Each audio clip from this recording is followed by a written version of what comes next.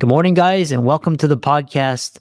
I've got Jordan Calderon from Los Angeles, California. He's an entrepreneur and he is the founder of StratDev Digital Marketing. He's done 2 exits. He's also a top 100 US marketer. And I'm really happy to have him on to share his insights and have a great conversation. Jordan, welcome. Thank you so much. Glad to be here. Yeah. And briefly introduce yourself and we'll dive into your company and what it does.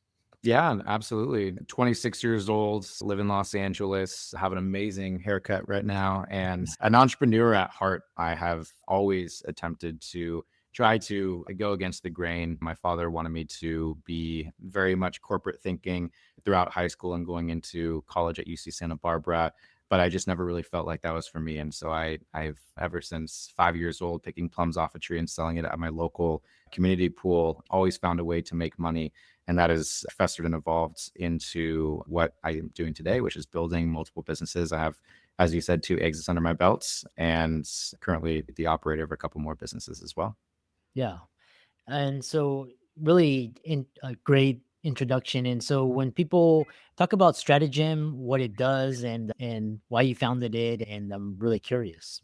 Yeah, StratDev is a full service B2B marketing firm where we work with growth startups anywhere between the seed up to Series B stage, working for up and to the right, hopefully hockey stick growth with marketing campaigns. So really out of the box, really unique, and very quick to understand, hey, is this working or not, especially with startup companies with relatively limited budgets, especially in this very difficult fundraising period that we see here. They need to see a return relatively quickly. So we're able to go ahead and achieve that for 94% of our customers within 6 months or less. Yeah. Interesting. And so clients that come to you talk about what they're wanting to achieve or what they're frustrated with compared to other marketing agencies and firms. Yeah, a part of the inception of StratDev was very much due to some of those frustration points that our customers have. Taking a little bit of a step back, before StratDev was StratDev, I had been building other companies. I've worked with other digital marketing firms in the past, and I fired every single one of those marketing firms. And the reason why is because they would promise all these unicorns and rainbows and deliver dirt at the end of the day. And it's frustrating as somebody who's investing a lot of money into these firms, hoping that they would fulfill the promises that they make in the sales cycle. But unfortunately, I just felt it was very difficult to find the one. I actually was not able to find the one. And I said, you know what? Screw it. I'm going to go ahead and build a company myself, and I'm going to go ahead and be that right company that can fulfill the promises that we make to our customers and actually achieve these results. So I think on the other side, it's really important to note that marketing is not magic, but I think we come relatively close to it in a lot of ways and senses. So a lot of the customers that come to us have worked with other agencies, have experienced burnt bridges. And don't get me wrong, sometimes we're not 100% successful, but we are honest, we are true to our word, and we will set you straight and say, hey, these are the risks. This is the potential gain here as well. But giving the full 360 look and view in terms of what we're thinking is possible and achievable. And then we set very stringent KPIs, benchmarks, milestones to hopefully achieve over a set period of time. Interesting. And the next question I have for you is at StratDev, you're fully bootstrapped. And what made you go down the path towards bootstrapping versus raising angel or venture capital? Because you've also turned down acquisition offers as well. Yeah, absolutely. I'll speak about the acquisition offers in just a second here. But in terms of why I decided to go the bootstrap route, Chris, let me tell you, I have built all of my businesses being fully bootstrapped. I think that you need to be an extra risk-seeking entrepreneur to go the bootstrapping route because it's your money on the line, not somebody else's. But on the flip side of that, I like the ability of having full flexibility. I like having the ability to have full freedom. I hate the idea of having to respond to a board every single day, trying to get SHIT done, but not being able to because I'm answering 12 questions to a higher level because they gave us money back 3 years ago when looking now, maybe I didn't need it as much as the hassle was worth. And I'm a younger entrepreneur too. I have a lot of young entrepreneur friends that own VC backed companies, and I I don't blame the board members by any means, but their boards tend to look at them over just a more finely tuned microscope because they're young and maybe more susceptible to making some mistakes.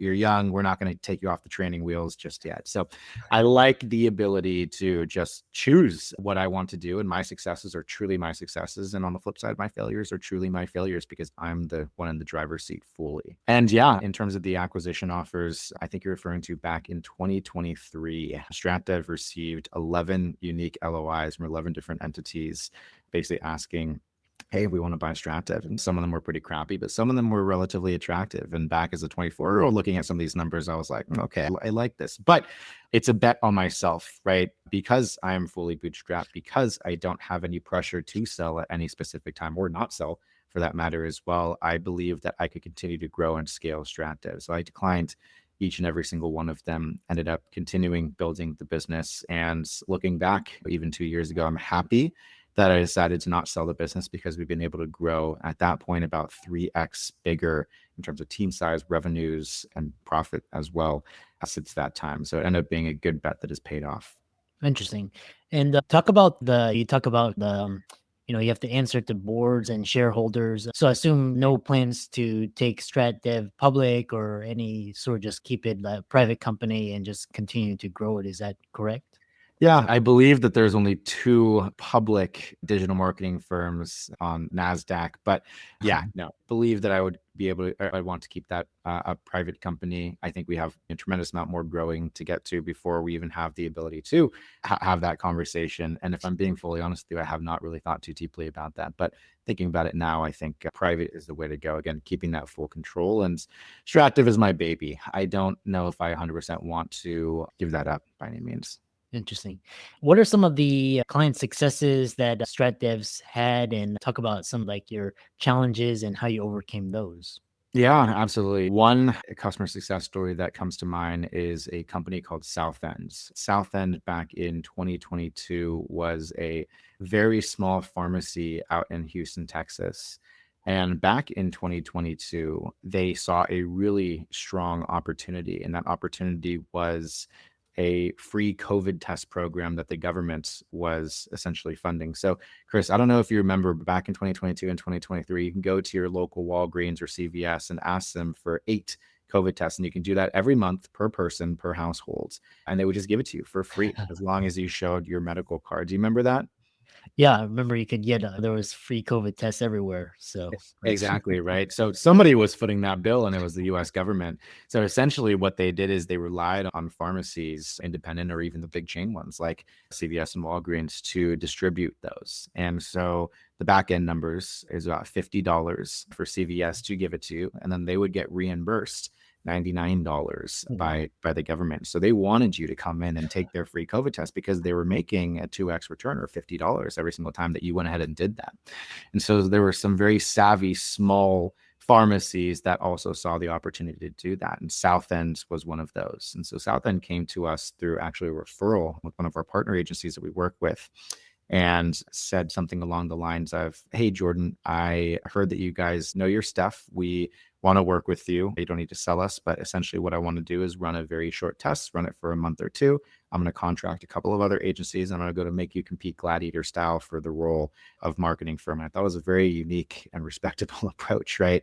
And so they did. And so we ended up getting to ROI positivity, running online campaigns. And the one thing that we did is that we got virtual e-signatures through HIPAA compliant platforms. So we didn't have to have somebody physically come into their doorsteps, but we were able to do this on a national level by a more traditional marketing funnel and funnel through ads to landing page, sign the landing page, put in your information, you get the free COVID test. Yeah, so we started that. We hit profitability really quickly, and we started to see some crazy numbers, and we started scaling relatively parabolically. Within a couple of weeks, we were spending millions of dollars in ad spends. And within 5 months of that business, StratDev grew from $0 to $40 million in revenue. And I told you the profit margins too, so you guys can do the math. It was a very successful campaign and engagement that we ran. And so we did that up until the government stopped this program, and Southend has now spun up into a couple of different other businesses that are doing quite well. They've made quite the name for themselves, and it's very cool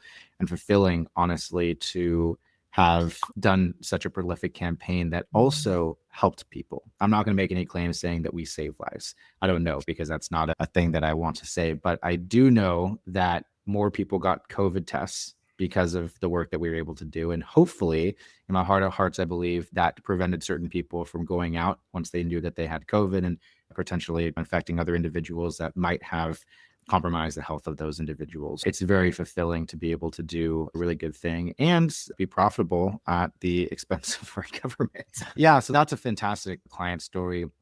As I said, marketing is not magic, right? We do have our setbacks. We do have our worries, right? One of the biggest ones that we're seeing in the market right now is agentic AI, and how agentic AI, there's a couple of different companies that are essentially trying to take that outbound marketing effort and essentially automate it through agentic AI. Chris, I don't know if you ever get any like random phone calls or random emails of just spam, someone trying to sell you something. You know what I'm talking about? So all the that's all time. outbound. That's all outbound marketing. And there are certain softwares and tools that allow us to automate these things, but it's more or less a manual effort where you're manually giving that copy or that message. You're manually calling. Now we have AI that can do a lot of that as well. And that's coming for the neck of a lot of more traditional digital marketing firms, in the sense of AI can do it cheaper than a human. AI can do it faster, and you don't have to pay AI paid time off or bonuses. They work 24/7, right? Labor laws don't apply to them. There is a little bit of a concern around that. So we've been very proactive with attempting to essentially be ahead of the curve, sitting down, having dinners with some of the founders, CEOs, CTOs of these companies, understanding what they're doing, what they're seeing, what their performance is, to make sure that we are on par, or if not above, their performance at all given time, to make sure that we're not left in the dust. Interesting. And so what's really interesting is I can tell you're an entrepreneur at heart.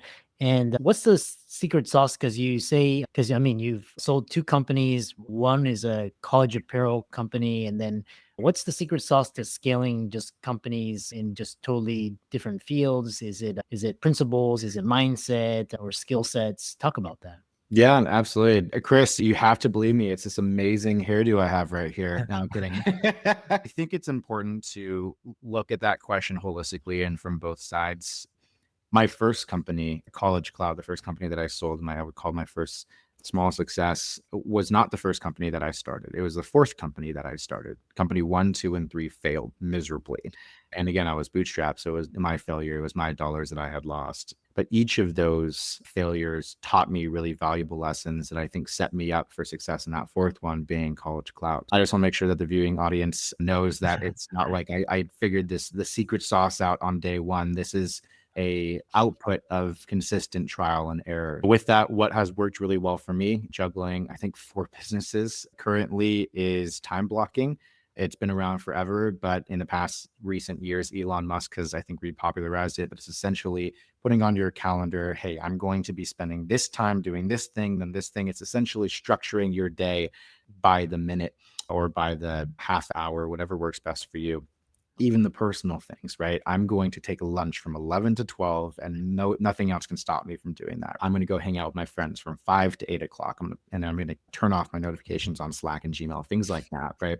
And that allows essentially balance, making sure that you are able to get the stuff done that you commit to getting, or say that you're going to get done. And then secondly, also having a good work-life balance, ensuring that you don't hit burnout, like scheduling your time off, scheduling those breaks, scheduling the fun things in life, because life is not just about business. Life is just not about entrepreneurship. And as an entrepreneurship, sometimes it's easy to get lost in that sauce, Chris, and essentially finding yourself working 80-hour work weeks and getting up from your chair, realizing that you haven't left the house in 3 days. And yes, that happens. You smell really bad. It's not what you want to do or be known as. With that, by finding that healthy balance, that's what I'll leave us here on. Yeah. And the other thing is what I found interesting is that because you had a 225K per year job and your parents wanted you to go this traditional route, and a lot of people listening or viewing, they're in these like they're lawyers, doctors, dentists, these very stable.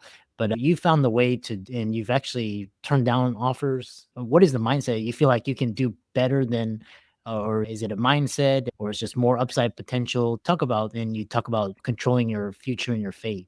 Yeah, absolutely.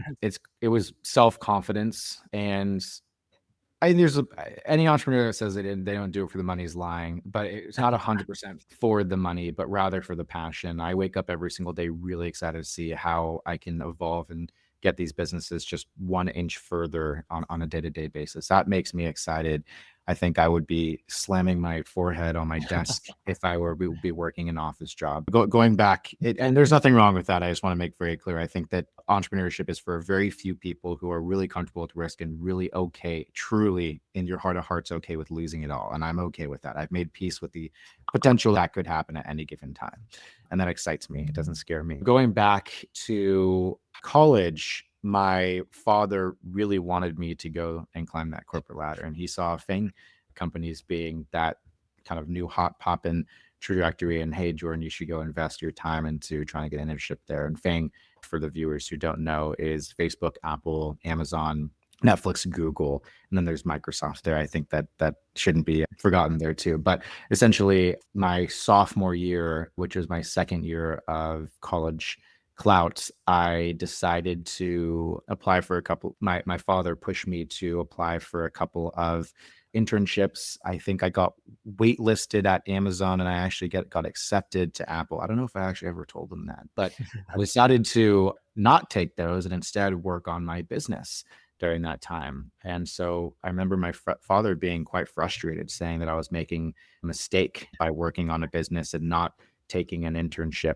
during that summer. But I didn't listen to him. I ended up working very hard that summer, and we started to see a little bit of success. There were a couple of checks that came to the house, and my dad said, "What is that?" "Well, it's for my business." And I think it just piqued a little bit of curiosity. And fast forward to the end of college, I had started building StratDev, and the amount that StratDev was bringing in on a yearly basis was higher than really any job that I could get out of college. And I showed my father, I said, "Hey, look at what I'm making." I think it was during tax time when I had to file the returns. And he's, "Holy crap. Okay, I understand now." And so he wasn't exactly happy about it. He still thought that I was making a wrong decision because he didn't know if I was going to be able to sustain those numbers. But I, year over year, have continued to prove him wrong. And there was a point where just a couple of years ago, my father, being somebody who has solely worked in the corporate field for, I think, 25 years now, took a leap of faith himself and actually ended up leaving the corporate world to, guess what, Chris,